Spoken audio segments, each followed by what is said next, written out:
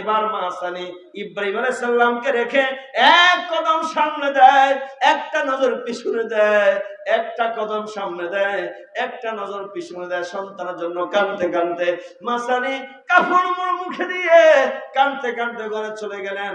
আমার আল্লাহ পাক রব্বুল আলামিনের কুদরতি দরিয়ার মধ্যে একটা জোশ লেগে যায়। আমার আল্লাহ ডেকে বলে, জিবরাইল রে, গুহার ভিতরে আমার পয়গম্বর ইব্রাহিম খলিলুল্লাহ, এই জঙ্গলার কোন হিংস্র জানোয়ার আমার পয়গম্বরকে খেয়ে ফেলতে পারে, গুহার দরজাটা বন্ধ করে দাও। বিশাল আকারের একটা পাথর এনে হযরত জিবরাইল আলাইহিস সালাম ওই পাথরখানা গুহার মুখে দিয়ে দিলেন। ইব্রাহিম আলাইহিস সালামের মা চলে গেলেন। কিছুক্ষণ পর আপনারা বুঝবেন, দেখবেন কোন ছোট সন্তান যখন দুনিয়াতে আগমন করে ৫, ৭, ১০ মিনিট ২০ মিনিট পরে দেখবেন সন্তান জিহ্বা নাড়ায়, গালের কাছে ঠোঁটের কাছে কাপড় লাগলে কাপড় চষে, হাত মুখে গেলে হাত চষে, আঙ্গুল চষে। কথা বলেন ঠিক কিনা? ইব্রাহিম খলিলুল্লাহর খাবার প্রয়োজন হলো, খিদা লাগছে। জিবরাইল কে বলে, আল্লাহ আপনার পয়গম্বর গুহার ভিতরে খিদা লাগছে, খাবার প্রয়োজন, মা নাই, কে খাওয়াবে? আমার আল্লাহ ডেকে বলে, জিবরাইল রে, মা লাগবে না, আমি আল্লাহ আমার ইব্রাহিমের জন্য যথেষ্ট। জান্নাত জাহান্নাম দেখছিনি বলে না, আমার আল্লাহর দয়া হয়, মায়া হয়। আমার আল্লাহ ডেকে বলে, ফেরেশতারা রে, আমার বান্দাগুলো আমি আল্লাহকে না দেখে, আমি আল্লাহর মহব্বতে জাহান্নাম না দেখে, জাহান্নামের ভয়ে জান্নাত না দেখে, জান্নাতে যাওয়ার আশায় জীবনের গুনাহগুলো মাফ পাওয়ার জন্য আরামের ঘুমকে হারাম করে কনকনে শীতের ভিতরে ময়দানে মাহফিলে ছটার মাঝে বালির মাঝে খড়ের মাঝে বসে গিয়ে আমি আল্লাহকে আল্লাহ বলে রেখে দিল। ও ফেরেশতারা বলো বলো, আমার বান্দাগুলোকে আমি আল্লাহ কি পুরস্কার দিতে পারি? ফেরেশতারা বলে, আল্লাহ আপনার বান্দা, আপনি আল্লাহকে আল্লাহ বলে ডাকলো, আপনার বান্দাকে আপনি আল্লাহ কি পুরস্কার দিবেন আপনি আল্লাহ ভালো জানেন। আমার আল্লাহ রেখে বলে, ফেরেশতারা রে, তোমরা ঠিকই বলেছো, আমার বান্দা আমি আল্লাহকে আল্লাহ বলে ডাকলো, আমার বান্দাগুলোকে আমি আল্লাহ কি পুরস্কার দিব আমি আল্লাহ ভালো জানি।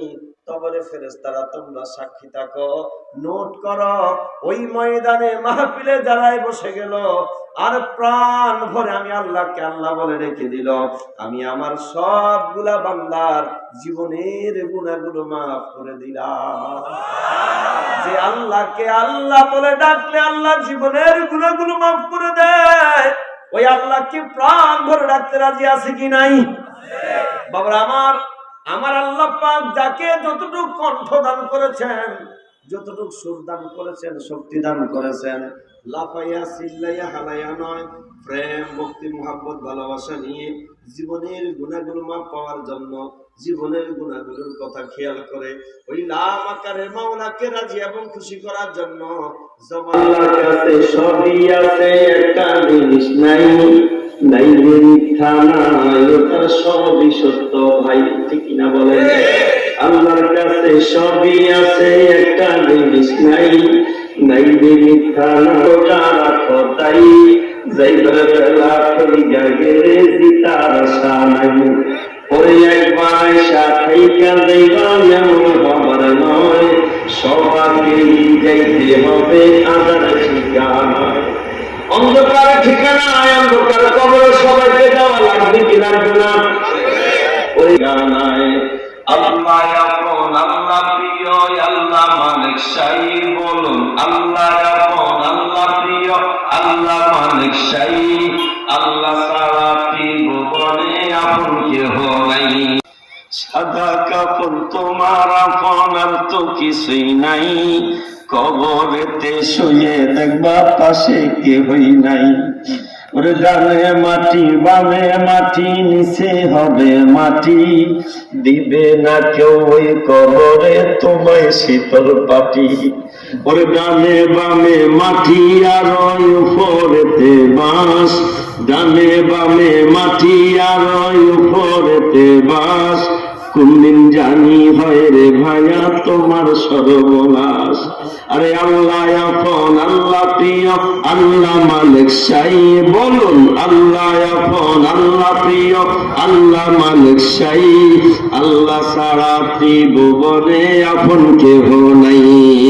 আল্লাহ হো, আল্লাহ হো, আল্লাহ হো, সবাই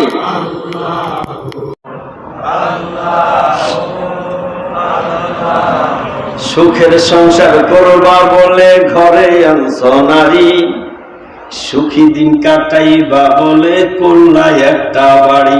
ঠিক কিনা বলেন? বলে সুখের সংসার করবা বলে ঘরে আনছ নারী, সুখী দিন কাটাইবা বলে করলা একটা বাড়ি। ওরে নিজের নারী নিজের বাড়ি সঙ্গে যাবে না, একাই তোমায় থাকতে হবে আঁধারে ঠিকানা। ঠিক কিনা বলেন? ওরে নিজের নারী নিজের বাড়ি সঙ্গে যাবে না, একাই তোমায় থাকতে হবে আঁধারে ঠিকানায়। আল্লাহ তোমায় বলার জন্য দিছে একটা মুখ, সেই মুখ দিয়া বলো তারে মনের যত দুঃখ। আল্লাহ তাআলা চলার জন্য দিছি দুইটা পাও, সেই পাও দিয়া হাইটা হাইটা মসজিদেতে যাও। আল্লাহ তাআলা ধরার জন্য দিছে দুইটা হাত, সেই হাত দিয়ে ধরো রে ভাই কোরআনের আয়াত। আল্লাহ তাআলা দেখার জন্য দিছে দুইটা আখি, সেই আখিতে চলো রে ভাই সোজা রাস্তা দেখি। আল্লাহ তাআলা শোনার জন্য দিছে দুইটা কান, সেই কান দিয়ে শোনো কোরআন হাদিসের বয়ান। কোরআন হাদিসের বয়ান শুনতে রাজি আছে কি নাই? আল্লাহ তাআলা শোনার জন্য দিছে দুইটা কান, সেই কান দিয়ে শোনো কোরআন হাদিসের বয়ান। আল্লাহ আপন, আল্লাহ প্রিয়, আল্লাহ মালিক শাহী, বলুন আল্লাহ আপন, আল্লাহ প্রিয়, আল্লাহ মালিক শাহী। আল্লাহ ছাড়া ত্রিভুবনে আপন কেহ নাই। আল্লাহ জোরে ও আল্লাহ, আল্লাহ আল্লাহ, লা ইলাহা ইল্লাল্লাহ মুহাম্মাদুর রাসূলুল্লাহ সাল্লাল্লাহু আলাইহি ওয়াসাল্লাম। কার কালাম? আল্লাহর কালাম। আপনি যদি আল্লাহর কোরআনকে প্রশ্ন করেন, কোরআন তুমি কেমন কিতাব, কোরআন তার নিজের ভাষায় জবাব দিবে, বিসমিল্লাহির রাহমানির রাহিম, যালিকাল কিতাবু লা রাইবা ফীহ। হে দুনিয়ার মানুষ, আমি এমন একটা কিতাব, যে কিতাবের মাঝে কোনো সন্দেহ নাই, নয় সন্দেহের কোনো অবকাশও নাই। কোরআন জবাব দেয়, আমার মাঝে কোনো সন্দেহ নাই, সন্দেহের অবকাশ নাই। আপনি যদি কোরআনকে বলেন, কোরআন রে বুঝলাম তোমার মাঝে সন্দেহ নাই, সন্দেহের অবকাশ নাই, তাহলে তুমি কেন আসছো? কোরআন তার নিজের ভাষায় জবাব দেয়, হুদাল লিল মুত্তাকিন। ও দুনিয়ার মানুষ, আমি মুত্তাকি ফরজগার বান্দা বান্দির হেদায়েতের জন্য আল্লাহ পাক আমাকে দুনিয়াতে পাঠিয়েছে। কোরআনকে যদি বলি, কোরআন বুঝলাম তুমি মুত্তাকিদের হেদায়েতের জন্য দুনিয়াতে আসছো, কোরআন রে তুমি কোন মাসে আসছো? কোরআন জবাব দেয়, শাহরু রমাদানাল্লাযী উনজিলা ফীহিল কুরআন। হে দুনিয়ার মানুষ, আমি কোরআন রমজান মাসে দুনিয়াতে আসছি। কোরআনকে যদি বলি, কোরআন রমজানের কোন দিন, কোন রাত্রে, কোন সময় দুনিয়াতে আসছে? কোরআন জবাব দেয়, ইন্না আনসালনাহু ফী লাইলাতিল কদর। ও দুনিয়ার মানুষ, রমজানের লাইলাতুল কদর রজনীতে আমি দুনিয়াতে আসছি। এবার কোরআনকে যদি বলি, কোরআন তুমি বারবার বলো আসছো আসছো, কোথায় থেকে আসছো, তোমার বাড়ি কই, কোরআন তার নিজের ভাষায় জবাব দেয়, বাল হুয়া কুরআনুম মাজিদুন ফি লাওহিন মাহফুজ। ও দুনিয়ার মানুষ, আমি দুনিয়াতে আগমন করেছি, আমার বাড়ি দুনিয়াতে নয়, আমি কোরআনের বাড়ি হচ্ছে লাওহে মাহফুজ। এবার কোরআনকে যদি বলে, কোরআন তুমি নিজেই বলো তোমার মাঝে কোনো সন্দেহ নাই, তুমি মুত্তাকিদের হেদায়েতের জন্য আসছো, তুমি লাইলাতুল কদর রজনীতে আসছো, রমজান মাসে আসছো, তুমি নিজেই বলো তোমার বাড়ি লাওহে মাহফুজ। কিন্তু কোরআন যখন তোমাকে বিসমিল্লাহ বলে তেলাওয়াত শুরু করে দেই, সূরা ফাতিহা যখন পড়ি দেখি তুমি মাক্কি, তোমার মক্কায় দেখা যায়। সূরা বাকারা শেষ করে, সূরা ফাতিহা শেষ করে যখন সূরা বাকারায় যাই, সূরা বাকারায় গেলে দেখি তুমি মাদানী, তোমার বাড়ি মদিনায়, তুমি মদিনায়। কোরআনকে একবার দেখি তোমাকে মক্কায়, আবার দেখি তোমাকে মদিনায়। এটার কারণটা কি? কোরআন জবাব দেয়, দুনিয়ার মানুষ, মদিনাওয়ালা কামলিওয়ালা উম্মতের কান্ডারি ব্যথার ব্যথি নবী মুহাম্মদুর রাসূলুল্লাহ সাল্লাল্লাহু আলাইহি ওয়াসাল্লাম, আমার নবী যখন মক্কায়, আমি কোরআন নবীর সঙ্গে মক্কায়, আমার নবী যখন মদিনায়, আমি কোরআন আমার নবীর সঙ্গে মদিনায়। ও দুনিয়ার মানুষ শুনো, নবী যেই দিকে, আমি কোরআন নবীর সঙ্গে সেই দিকে। কোরআন বলে নবী যেই দিকে, আমি কোরআনও সেই দিকে। অনেক মুফাসসিরিনে কেরাম তাফসীর করতে গিয়ে বলে দেয়, আল্লাহর নবীর উপর কোরআন নাযিল হওয়ার কারণে নবীর মর্যাদা বাড়ছে। আমি বলি না না না না, এটা ভুল কথা। কোরআন নবীর উপর নাযিল হওয়াতে নবীর মর্যাদা বাড়ে নাই। এই কোরআনটা আমার আল্লাহ নবীর কাছে পাঠানোর কারণে, নবীর কাছে আসার কারণে কোরআনের মর্যাদা বাড়ছে। কথা বলেন ঠিক কিনা? কারণ 104খানা কিতাবের মাঝে সবচেয়ে বড় দামি কিতাব কোরআন। কারণ এই কোরআন সবচেয়ে দামি ব্যক্তি আমার নবী রহমাতুল লিল আলামিনের কাছে আসছে। কথা বলেন ঠিক কিনা? বুঝা লাগবে, কোরআন হচ্ছে একটা চিঠি। কি চিঠি দিছে কে? কার মাধ্যমে? জিবরাইলের মাধ্যমে। কার মাধ্যমে? আল্লাহ জিবরাইলের মাধ্যমে নবীর কাছে চিঠি দিছে আমাদের হেদায়েতের জন্য। কার হেদায়েতের জন্য? হুদাল লিল মুত্তাকিন, মুত্তাকি ফরজগার বান্দা বান্দির হেদায়েতের জন্য। তাহলে বলুন, যার কাছে চিঠি দিছে তার দাম বেশি না চিঠির দাম বেশি? সুবহানাল্লাহ, জবান করে বলি সুবহানাল্লাহ। মিল্লাতাম আবিকুম ইব্রাহিম হুয়া সাম্মাকুমুল মুসলিমিন। আমার আল্লাহ পাক বলেন, ইব্রাহিম খলিলুল্লাহ হচ্ছে সকল মুসলমান জাতির পিতা। মানেন আপনারা? ইব্রাহিম আলাইহিস সালামকে পিতা মানেন? পিতা কয়জন? এই তো ঝামেলা লাগছে। একজন কেন? প্রথমত 3জন পিতার উপর ঈমান রাখা লাগবে। প্রথমত কয়জন? এই যে আপনাদের সাথে আমার মিলবে না, তবে বাধা না দিয়ে আমার কথা আগে বুঝার চেষ্টা করেন। তারপরে যদি কোনো অন্যায় হয়, কোরআন হাদিসের বাইরে হয়, তাহলে আমরা ধরেন বলবো। প্রথম পিতা আদম ও সফিউল্লাহ, উনি হচ্ছেন সমস্ত মানব জাতির পিতা। সৃষ্টি থেকে শুরু করে কিয়ামত পর্যন্ত যত মানুষ আসবে সমস্ত মানুষের পিতা হচ্ছে আদম ও সফিউল্লাহ। যারা আদম আলাইহিস সালামকে পিতা মানবে না, বাবা মানবে না, তারা তো মানুষই না। ঠিক কিনা বলেন? দ্বিতীয় জন মিল্লাতাম আবিকুম ইব্রাহিম হুয়া সাম্মাকুমুল মুসলিমিন। দ্বিতীয় জন ইব্রাহিম ও খলিলুল্লাহ, সমস্ত মুসলমান জাতির পিতা। কিয়ামত পর্যন্ত যত মুসলমান দুনিয়াতে আসবে সবার পিতা ইব্রাহিম ও খলিলুল্লাহ। কয়জন হলো? 2 জন। তৃতীয় জন ওবাইদুল্লাহ। এর অনেকে মনে মনে ভাবতেছে এই পিতার কথা তো আগে শুনি নাই, ঝামেলা লাগছে। ওবাইদুল্লাহ হচ্ছে আমার আব্বার নাম।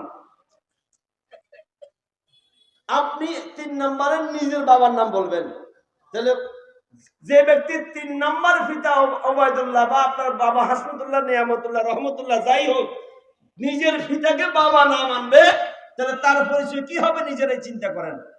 তাহলে কয়জন বললাম? 3 জন। এই 3 বাবার উপর ঈমান রাখা লাগবে কি লাগবে না? ইব্রাহিম আলাইহিস সালাম হচ্ছে মুসলমান জাতির পিতা। কার পিতা? মুসলমান জাতির পিতা। আমি সেই ইব্রাহিম আলাইহিস সালাম সম্পর্কে আল্লাহর কোরআন থেকে মুক্তাসার একটু কথা বলে আমার যে 3টা আয়াত বাকি আছে তেলাওয়াতের সেটার আলোচনা করে ইনশাআল্লাহ তাবারক নিয়ে আমরা একসাথে বিদায় নিব। রাজি আছেন তো আপনারা? এবার কারা কারা থাকবেন রাজি আছেন? দুইটা হাত তুলে দেখান, ফেরেশতারা ছবি তুলো। হতে পারে এই হাত উঠিয়ে গভীর রাতে আল্লাহর কোরআন আলোচনা শোনার জন্য যে সাড়া দিলেন, এটা হতে পারে হাসর ময়দানে নাজাতের একটা ওসিলা হয়ে যাবে। হাত নামান। ইব্রাহিম খলিলুল্লাহ, উনি কেমন পয়গম্বর, যিনি সমস্ত মুসলমান জাতির পিতা হলেন। সেই ইব্রাহিম আলাইহিস সালাম সম্পর্কে কথা বলতে গেলে, ওনার আলোচনা করতে গেলেই নমরুদের কথা আসে। নমরুদের সাথে ইব্রাহিম আলাইহিস সালামের সঙ্গে সারা জীবন যুদ্ধই ছিল। নমরুদ কেমন ছিল? নমরুদ ছিল সারা পৃথিবীর বাদশা। এমন বাদশা ছিল নমরুদ যে সিংহাসনে বসতেন, এই সিংহাসনটা বড় বড় 4টা হাতির উপরে সিংহাসনে 4টা পায়া থাকতো, এর উপরে সে বসতো। তার সামনে যে সভাসদ, যেই মন্ত্রী পরিষদ, সেখানে 4000 স্বর্ণের চেয়ার ছিল। কয় হাজার? আমি নমরুদ কত কত বড় যোগ্যতা সম্পন্ন পাওয়ারফুল রাষ্ট্রপ্রধান বাদশা ছিল সেটা বোঝানোর জন্য বলতেছি। তার সামনে 4000 শুধু স্বর্ণের চেয়ার ছিল। সেই চেয়ারগুলোকে উজির নাজির জ্যোতিষ জাদুকর তারা বসত। একদিন নমরুদ সকালবেলা মনটা বেজার করে সিংহাসনে বসে আছে, আর জ্যোতিষ জাদুকরকে বলতেছে, এই আজকে রাত্রে আমি একটা আশ্চর্যজনক স্বপ্ন দেখছি। কি দেখলেন? দেখছি আসমানে একটা আজব তারকা, এরকম তারকা আমি আর কখনো দেখি নাই, অনেক সুন্দর দেখতে। এটা কি দেখো তো গনে। জ্যোতিষ জাদুকর গনে বলতেছে, প্রভু এটা তো একটা পুত্র সন্তান। কেমন? বলে এটা এই বনি ইসরাইলের কোন পুরুষের কোন বাবার ওরস থেকে মায়ের গর্ভে আসবে। বলে তাহলে তো আমার কোনো সমস্যা নাই। কয় না প্রভু, সমস্যা তো আপনারই। কেমন? বলে এই সন্তানটা দুনিয়াতে আসলে এটা আপনার এই দেশের আপনার খোদাইত্বের ধ্বংসের কারণ হবে। আল্লাহু আকবার। বলে কখন আসবে? বলে 3 দিন 3 রাতের ভিতরে যে কোনো সময় বাবার ওরস থেকে মায়ের গর্ভে আসবে। নমরুদ বলবে তাহলে এখন থেকে বনি ইসরাইলের সমস্ত মহিলা পুরুষকে আলাদা করো, সকল পুরুষ ময়দানে নিয়ে আসো, মহিলাদেরকে ঘরে রাখো, প্রত্যেকটা মহিলার ঘরের দরজায় পাহারার ব্যবস্থা করো। কোন এই 3 দিন 3 রাত যেন কোন বনি ইসরাইলি পুরুষ মহিলা স্বামী স্ত্রী একসাথে হতে না পারে। উদ্দেশ্য আল্লাহর পয়গম্বর ইব্রাহিম আলাইহিস সালাম যখন যেন বাবার ওরস থেকে মায়ের গর্ভে আসতে না পারে। আপনাদের অসুবিধা হয়? আমি আগে কথাগুলো গুছিয়ে আনি, তারপরে সরাসরি আল্লাহর কোরআন থেকে আপনাদেরকে আলোচনা করে শোনাবো ইনশাআল্লাহ। আল্লাহ কবুল করে বলি আমিন। একদিন এক রাত শেষ হলো, সকালবেলা জ্যোতিষ জাদুকর আসলো, দেখো তো তারকা কোথায়? বলে প্রভু তারকা এখন আসমানে। বলে পাহাড় আরো বাড়াও। 2 দিন 2 রাত শেষ হলো, গনে দেখো কোথায়? বলে এখনো আসমানে। আজকে লাস্ট দিন এবং রাত। বলে আজকে রাত্রে যদি এই তারকাটা বাবার ওরস থেকে মায়ের গর্ভে না আসে, তোমরা যদি ভালো করে পাহারা দাও, আমি খোদা, আমি নমরুদের পক্ষ থেকে তোমাদের জন্য পুরস্কার ঘোষণা করলাম। নাউজুবিল্লাহ। সব শুনে চিন্তা করলো খোদার পক্ষ থেকে পুরস্কার, সেটা তো অনেক বিশাল কিছু, ঠিক কিনা বলেন? আজকে কঠিন পাহারা। এইদিকে দেখেন ইব্রাহিম আলাইহিস সালামের বাবা আজর, তখন বনি ইসরাইলি সবাই কিন্তু আপনার এই বাবেলের এই নমরুদের দ্বারা তাদের কাফেরদের খেদমতগার ছিল, ওটা মাজলুম ছিল, খেদমত করত। ইব্রাহিম আলাইহিস সালামের বাবা আজর নমরুদ রাত্রে যখন ঘুমাইতো কি করতো? ঘুমাইতো, তার নাকের ডাকে 40 হাত পর্যন্ত কেউ আর ঘুমাইতে পারতো না। তখন ইব্রাহিম আলাইহিস সালামের বাবা আজর এক হাতে একটা তলোয়ার, এক হাতে একটা বাতি কফি সেরাই নিয়ে দাঁড়িয়ে থাকতো। নমরুদ কি করতো? Thank you. সবাই বলেন না কেন? একটু কথা বললে আমার বলতে সহজ হবে, ভালো লাগবে। আমি মনে করবো যে আপনাদের চোখে এখনো ঘুম আসে না। আর যদি আমার সাথে কথা না বলেন চুপ করে থাকেন, একটু পরে দেখবেন যে জীবানী আসবে। জীবানী আসলে যত বিরিয়ানি তাবারুকি হোক আর ভালো লাগবে। তো কথা বললে ঘুম কাছে আসবে না। নমরুদ কি করতো? ঘুমাইতো। নমরুদ ঘুমায়। আচ্ছা, আমাদের আল্লাহ কি ঘুমায়? আর নমরুদ কি করে? সে খোদা দাবি করছে। কিন্তু মুসা আলাইহিস সালাম আল্লাহকে প্রশ্ন করছিল, আল্লাহ তুমি কি ঘুমাওনি? আল্লাহ বলে, আমি আল্লাহ ঘুমাইও না, আমি আল্লাহর ঘুমের প্রয়োজনও নাই। মুসা আলাইহিস সালাম তো আবার এই একটা প্রশ্ন উত্তর পাইলে উত্তর থেকে আবার প্রশ্ন করতো। আল্লাহ বলে, এরে মুসা এত প্রশ্ন কেন করো? ভাই আল্লাহ আপনার সাথে কথা বলতেই ভালো লাগে। আল্লাহ আপনি আল্লাহর কুদরতি জবান এত মধুর, এত মধুর, বারবার শুধু শুনতেই মনে চায়। আল্লাহ কেন ঘুমান না?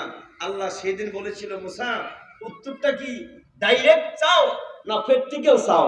মুসা আলাইহিস সালাম বলে, আল্লাহ জীবনে কত উত্তর ডাইরেক্ট দিলেন, এবার একটা প্র্যাকটিক্যাল জবাব দেন। আল্লাহ বলে, আগামী ক্যালেন্ডার দোহা সকাল 11টার দিকে তুমি আমি মুসার জন্য এই 2 বোতল এই কাঁচের বোতলে করে পানি নিয়ে আসবা। সুবহানাল্লাহ। মুসা আলাইহিস সালাম খুশি হয়ে গেছে, আল্লাহ আমার কাছে পানি চায়। সারা রাত বোতল পরিষ্কার করে নিট এন্ড ক্লিন পানি নিয়ে সকাল বেলায় তুর পার হাজির। রব্বি আরনি, ও মাবুদ দেখা দাও কোথায় তুমি? পানি নিয়ে আসছি, আল্লাহর কোনো খবর নাই। অনেক টাইম পার হয়ে গেলে দ্বিপ্রহর যখন সূর্য যখন পশ্চিম দিকে হেলে পড়লো, মুসা কালিমুল্লাহর ঘামে অস্থির হয়ে গেলেন। বিশ্রামের প্রয়োজন। পাহাড়ের কিনারায় ছায়ার কাছে একটু হেলান দিলেন। আর মুসা কালিমুল্লাহর চোখের মাঝে ঘুম আসলো, তান্দ্রা আসলো। হাত থেকে কাছের বোতলগুলো পড়ে পাথরের সাথে পড়ে ভেঙ্গে চুরমার হয়ে পানিগুলো সব শুকিয়ে গেল। আল্লাহ ডাক দিয়া কো, মুসা পানি দাও। মুসা আলাইহিস সালাম ঘুম থেকে উঠে বলে, আল্লাহ এখন তোমার খবর হয়েছে, সারাদিন পানি পানি করে অপেক্ষা করছি, এখন আমার চোখে একটু ঘুম আসলো আর বোতলগুলো পড়ে ভেঙে পানিগুলো শুকিয়ে গেল। এখন তুমি আল্লাহ পানি চাও, আজকে তার পানি দেওয়া যাবে না, আগামীকাল আবার পানি নিয়ে আসবো। জবাব দাও গো, কেন তুমি ঘুমাও না? আমার আল্লাহ ডাক দিয়া কো, মুসা রে এখনো বুঝো নাই? মুসা কয়, আল্লাহ আমি মনে কিছু কিছু বুঝি।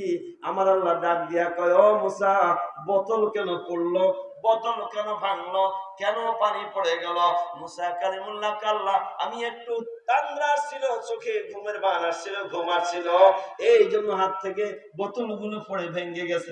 আমার আল্লাহ নাকি বলে, মুসা কালিমুল্লাহ 2 হাতে 2টা বোতল নিয়ে দাঁড়িয়েছিল, চোখে ঘুম আসার কারণে বোতলগুলো পড়ে ভেঙে চুরমার হয়ে গেল, পানিগুলো শুকিয়ে গেল। মুসা কালিমুল্লাহ তুমি জাননি আমি আল্লাহ পাক রব্বুল আলামিন আসমান জমিন আরশ কুরসি লৌহ কলম আমি খোদার খোদাইতে যা কিছু আছে সব কিছু আমি আল্লাহর কুদরতি হাতের তালুর মাঝে। ও মুসা কালিমুল্লাহ আমি আল্লাহ যদি ঘুমাই, আমি আল্লাহ যদি ঘুমের প্রয়োজন হয় রে, আমি আল্লাহর কুল কায়নাত আমি আল্লাহর হাতের তালু থেকে পড়ে ভেঙে চুরমার হয়ে যাবে। এই জন্য লা তাখুযুহু সিনাতু ওয়ালা নাওম, আমি আল্লাহ ঘুমাই না, আমি আল্লাহর ঘুমের কোনো প্রয়োজন নাই। আল্লাহু আকবার। আর নমরুদ কি করে? শুধু ঘুমায় না, তার নাকের এমন ডাক, নাকের ডাকে 40 হাতের কাছাকাছি কোন মানুষ আর ঘুমাইতে পারে না। আজকে শেষ দিন, শেষ রাত। আর ইব্রাহিম আলাইহিস সালামের মা উনি হচ্ছেন বাড়িতে, ওনার নাম হলো সানি। নাম কি? নামগুলো মুখস্থ রাখবেন, আমি মাঝে মাঝে জিজ্ঞাসা করবো। রাত তো যখন 12টা, কয়টা? এখন 12টা 20, ঠিক এই টাইমে গভীর রাতে। আমি আগে বলছি রাত যত গভীর হয় প্রেম তত গাঢ় হয়। রাত তো যখন 12টা পার হয়, ঠিক এমন সময় ইব্রাহিম আলাইহিস সালামের মায়ের দিলের মাঝে হঠাৎ করে স্বামীর সঙ্গ পাওয়া, স্বামীকে এক নজর দেখার জন্য উনি উতাল হয়ে গেলেন, পেরেশান হয়ে গেলেন। হায় হায় এমন লাগে কেন? একটু যদি আমার স্বামীটাকে দেখতাম, কি জানি তার অবস্থা। পাগল হয়ে উনি আস্তে করে দরজাটা পাক করে দেখে ওনার ঘরের সামনে যে 2-3 জন মহিলা পুলিশ ছিল, তারা অস্ত্র একদিকে ফেলে দিয়ে ঘুমায়। সুবহানাল্লাহ বলেন। আরে আজকে কঠিন পাহারা, আজকে ঘুমানোর কোনো সুযোগ, রাতটা শেষ হলেই পুরস্কার পাবে। কিন্তু এই কঠিন পাহারার ভিতরে এই পুলিশের চোখে ঘুম দিছে কে?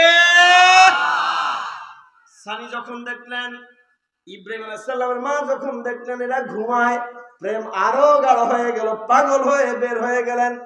রাস্তার কাছে এসে দেখেন রাস্তার দুই পাশে হাজার হাজার সৈন্য তলোয়ার অস্ত্র রেখে রেখে শুধু ঘুমায়। দৌড় দিলেন, নমরুদের খাস কামরা পার হয়ে ভিতরে ঢুকে গেলেন। খাস কামরার দরজায় দুইজন তলোয়ার, খোলা তলোয়ার এইভাবে দিয়ে দাঁড়িয়ে থাকার কথা, ওই দুইজন তলোয়ার দুই পাশে রেখে দিয়ে ওই দুইজনও ঘুমায়। ইব্রাহিম আলাইহিস সালামের মা সানি একদম নমরুদের খাস কামরার দরজায়। আজর, ইব্রাহিম আলাইহিস সালামের বাবা আজরের চোখে চোখে যখন স্বামী স্ত্রীর চোখে চোখে নজর পড়ল, ইব্রাহিম আলাইহিস সালামের বাবা আজর চোখ দিয়ে ডেকে বলে, বিবি আমি তো তোমার জন্য বেকুল হয়ে গেছি, পাগল হয়ে গেছি, একটা নজর তোমার দেখার জন্য অস্থির ছিলাম।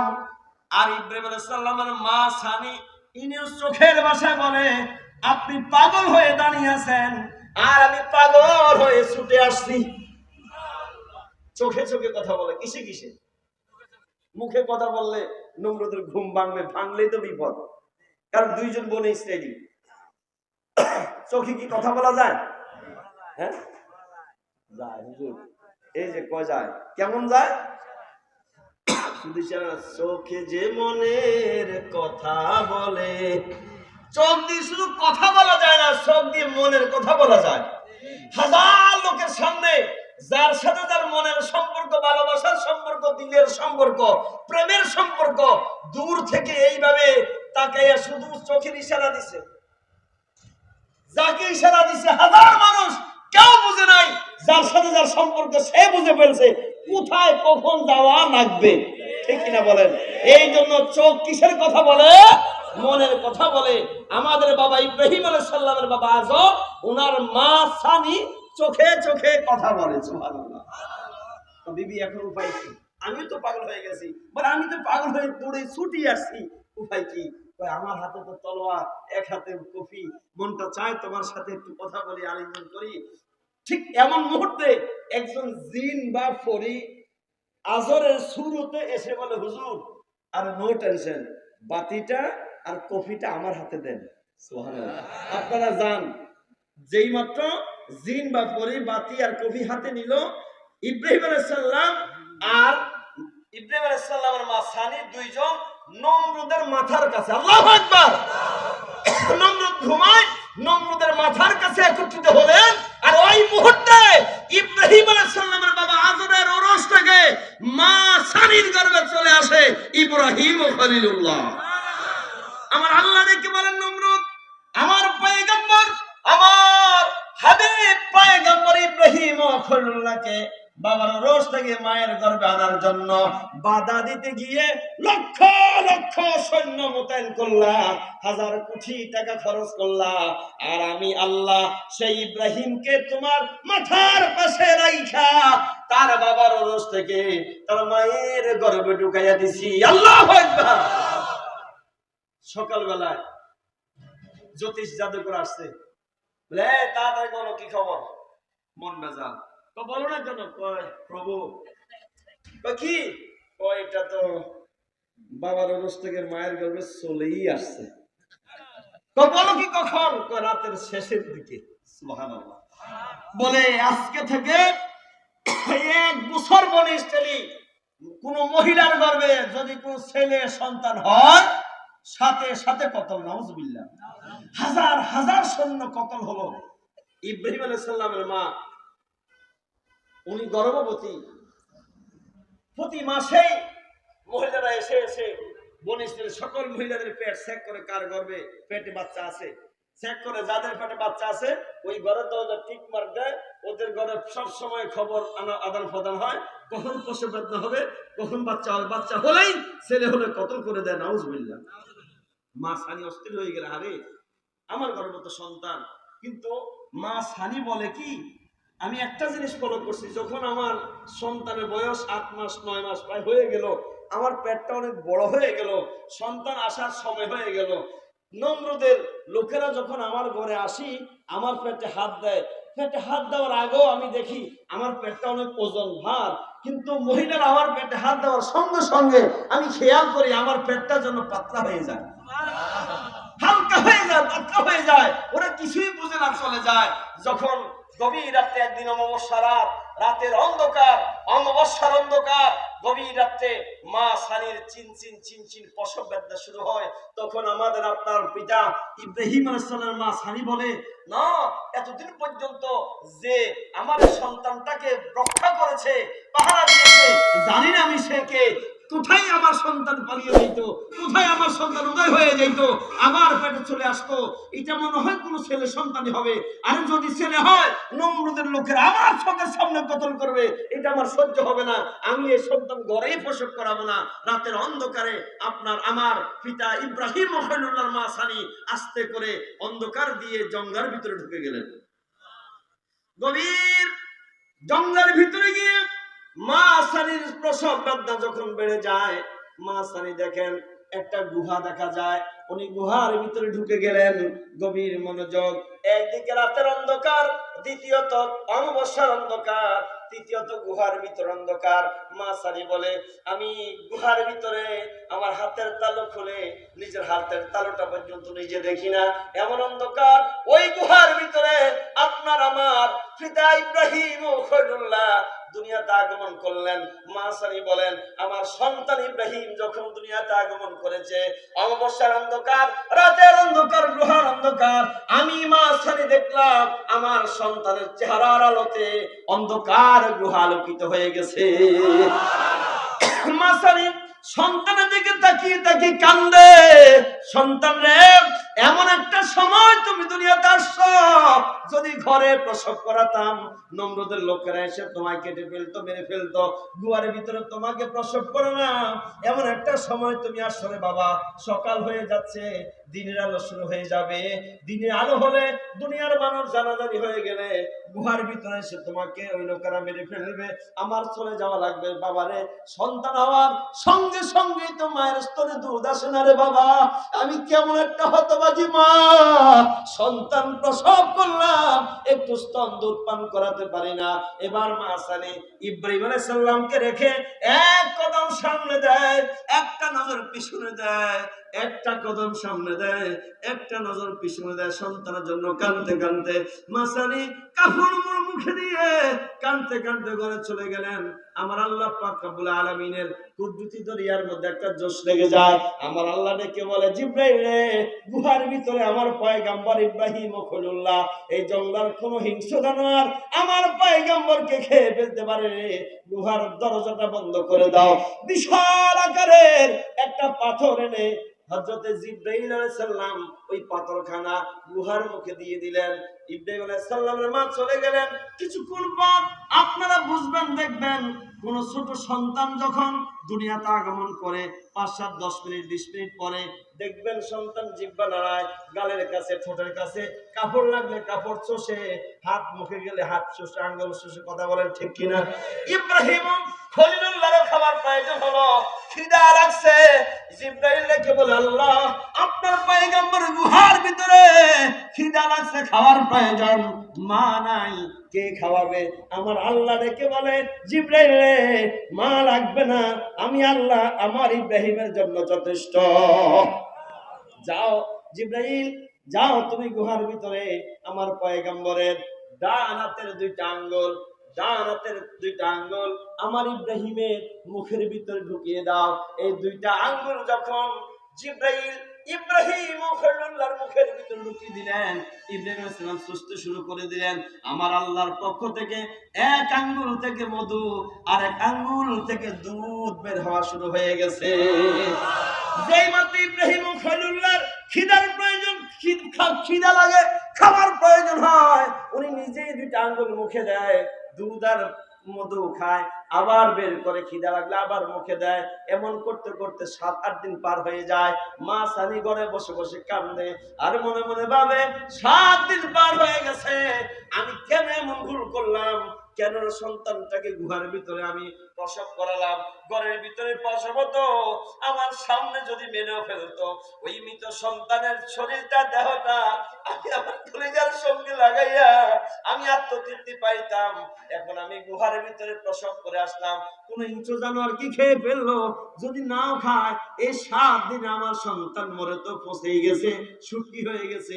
মাসানি পাগল উতলা হয়ে গেলেন, একটা নজর সন্তানকে দেখার জন্য পাগল বেকার বের হয়ে গেলেন। গুহার ভিতরে যাবেন, উদ্দেশ্য সন্তানকে একটা নজর দেখবেন। কাঁদতেছে কাঁদতেছে, ভাবতেছে আরে কি দেখবো, শুকনো একটা শুটকি পড়ে আছে দেখবো, আর নয়তো দেখবো ফসে গলে শেষ হয়ে গেছে, আর নয়তো দেখবো সন্তানকে কোনো হিংস্র জানোয়ার খেয়ে ফেলেছে, আমি তো অবশিষ্ট কিছুই পাবো না। কাঁদতে কাঁদতে গুহার ভিতরে যখন গেলেন, ইব্রাহিম আলাইহিস সালামের মা গুহার ভিতরে গিয়ে ইব্রাহিম ও খলিলুল্লাহর দিকে নজর দিলেন। ইব্রাহিম আলাইহিস সালাম একটা মুচকি হাসি দিয়েছে, দৌড় দিয়ে মা সানি ইব্রাহিম আলাইহিস সালামকে কলিজার মধ্যে জড়াইয়া কান্দে আর বলে, বাবা রে, এই 7 দিন যে তোরে মারে নাই, বাকি সময় সে তোরে বাঁচাবে। আল্লাহু আকবার। আদর করে চলে গেলেন। 1 মাস পরে আসেন, 2 মাস পরে আসেন, এরকম গুহার ভিতরে আপনার আমার মুসলমান জাতির পিতা ইব্রাহিম আলাইহিস সালাম একটানা 7 বছর, কয় বছর? 7 বছর ইব্রাহিম আলাইহিস সালাম গুহার ভিতরে ছিলেন। গুহার ভিতর থেকে বড় হলেন। 7 বছর যখন আপনার আমার পয়গম্বর ইব্রাহিম আলাইহিস সালামের বয়স, 7 বছর বয়সে মা সানি গুহার ভিতরে গেলে ইব্রাহিম আলাইহিস সালাম প্রশ্ন করে, ও মা, তো কি বাবা, তো তোমার প্রভুকে, তোমার প্রভুকে? ইব্রাহিম আলাইহিস সালামের মা বলে, আমার প্রভু তো তোমার বাবাই। নাউজুবিল্লাহ। ও কিভাবে? তোমার বাবাই তো আমার খাওয়ায় পড়ায়, ইচ্ছা করলে রাখতে পারে, ইচ্ছা না করলে মারতেও, উনার দায়িত্বে আমি আছি, উনি আমার প্রভু। ইব্রাহিম আলাইহিস সালাম বলে, আচ্ছা তাহলে আমার বাবার প্রভু কে? তোমার বাবার প্রভু হচ্ছে আসমানের তারকারাজি। মা, তাহলে ওই আসমানের তারকার প্রভু কে? যেই মাত্র বলছে আসমানের তারকার প্রভু কে, তখন মা সানির মনে হলো সর্বনাশ, আরে এটা তো সাধারণ কোনো ছেলে নয়, আমার মনে হয় নমরুদ যেই ছেলেটার জন্য এত হাজার হাজার ছেলে মারছে, এটাই মনে সেই ছেলে। এইভাবে জবাব দিতে পারে নাই, কপালে ঘাম চলে আসছে, মা সানির মুখে কাপড় দিয়ে একটা দৌড় দিয়ে চলে আসছে। ওই রাত্রেই আপনার আমার মুসলমান জাতির পিতা ইব্রাহিম আলাইহিস সালাম গুহা থেকে বের হলেন। বের হয়ে ডানে বামে সামনে পিছনে তাকাইয়া যেই মাত্র আসমানের দিকে তাকালেন, দেখে ছোট ছোট কিছু নক্ষত্র দেখা যায়, তারকা দেখা যায়। আল্লাহু আকবার। ইব্রাহিম আলাইহিস সালাম বলেন, বিসমিল্লাহির রাহমানির রাহিম। ফালাম্মা জান্না আলাইহিল লাইলু রাআ কাওকাবা قال هذا ربي فلما أفل قال لا أحب الآفلين। ইব্রাহিম খলিলুল্লাহ আসমানের দিকে তাকায়া দেখেন ছোট ছোট নক্ষত্র দেখা যায়। ইব্রাহিম আলাইহিস সালাম বলেন, قال هذا ربي, এটাই তো আমার প্রভু, যার কথা আমার মা বলেছেন, ও তারকা, তুমি বুঝে আমার প্রভু, তোমরাই বুঝে আমার প্রভু। কিন্তু ইব্রাহিম আলাইহিস সালাম দেখলেন কিছুক্ষণ পর, ফালাম্মা আফালা, কিছুক্ষণ পর দেখলেন ওই তারকা গুলো আর নাই, অস্তমিত হয়ে গেল, বিলীন হয়ে গেল। ইব্রাহিম আলাইহিস সালাম পেরেশান হয়ে গেলেন। ইব্রাহিম আলাইহিস সালাম বলেন, ক্বালা লা উহিব্বুল আফিলিন, না না না না, অস্তমিত হয়ে যাওয়া, বিলীন হয়ে যাওয়া প্রভুর প্রতি আমি ইব্রাহিমের কোনো ঈমান নাই। যেটা অস্তমিত হয়ে যায়, যেটা বিলীন হয়ে যায়, যেটা গায়েব হয়ে যায়, ওটা খোদা হতে পারে না, এটার প্রতি আমার ঈমান নাই। ইব্রাহিম আলাইহিস সালাম পেরেশান হাঁটতেছেন, তাহলে কোথায় গেলে আমি প্রভুকে পাবো? কে আমার রব, কে আমার প্রভু, কে আমাকে বানালো? এই আসমান কে বানালো? জমিন কে বানালো? পাহাড় পর্বত এই জঙ্গলা কে বানালো? এই নক্ষত্রগুলারে কে বানালো? যে সব কিছু বানাইছে সে হবে প্রভু, বলে সুবহানাল্লাহ। কিছুক্ষণ পর ইব্রাহিম আলাইহিস সালাম দেখলেন فلما رأى القمر بازغا قال هذا ربي। কিছুক্ষণ পর ইব্রাহিম আলাইহিস সালাম দেখলেন ওই তারকার চেয়ে আরেকটু বড় চাঁদ উঠলো। চাঁদ যখন আসমানে দেখলেন, ইব্রাহিম আলাইহিস সালাম বলেন ওটা থেকে এটা একটু বড়, মনে হয় এটাই আমার রব। আল্লাহু আকবার, এটাই মনে হয় আমার রব। ফালাম্মা আফালা, কিন্তু কিছুক্ষণের মাঝে যখন ওই চাঁদ আবার অস্তমিত হয়ে যায়, ইব্রাহিম আলাইহিস সালাম কাঁদতে শুরু করে দিলেন আর বলতে লাগলেন قال لئن لم يهدني ربي لأكونن من القوم الضالين। আল্লাহু আকবার। ও বাবা, তুমি যদি আমাকে সঠিক পথ না দেখাও, সঠিক পথের দিশা না দাও, তুমি মাওলা যদি আমার তোমার পরিচয় না দাও, আমি আমার কওমের মতো পথভ্রষ্ট হয়ে যাব। আল্লাহ তুমি আমার তোমার পরিচয় দাও। ইব্রাহিম আলাইহিস সালাম দেখলেন কিছুক্ষণ পর ফালাম্মা রাআশ শামসা বাযিগাতান ক্বালা হাযা রাব্বি হাযা আকবার। ইব্রাহিম আলাইহিস সালাম দেখলেন কিছুক্ষণ সকাল যখন হয়ে গেল, পূর্ব আসমানে বিশাল আকারের একটা সূর্য উদিত হলো। ইব্রাহিম আলাইহিস সালাম বললেন হ্যাঁ, তাহলে এটাই মনে হয় খোদা।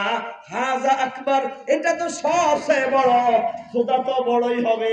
এটা যখন উঠতে উঠতে মাথার উপরে উঠে গেল, সূর্যের যখন হিট শুরু হয়ে গেল, ইব্রাহিম আলাইহিস সালাম যখন ঘামিয়ে গেলেন, ইব্রাহিম আলাইহিস সালাম মনে মনে বলেন হ্যাঁ, যে উপরে উঠবে উপরে থাকবে, যার পাওয়ার থাকবে, শক্তি থাকবে, হিট থাকবে, সেই খোদা হওয়ার উপযুক্ত। হাযা আকবার, এটা সবার বড়, এটা তো আমার প্রভু। ফালাম্মা ফালাত, যখন এই এই সূর্য যখন অস্তমিত হয়ে গেল, পশ্চিম দিকে ঢলে পড়লো, আস্তে আস্তে করে অস্তমিত হয়ে গেল, ইব্রাহিম আলাইহিস সালাম কাঁদতে শুরু করে দিলেন। উনি বললেন قال يا قوم إني بريء مما تشركون।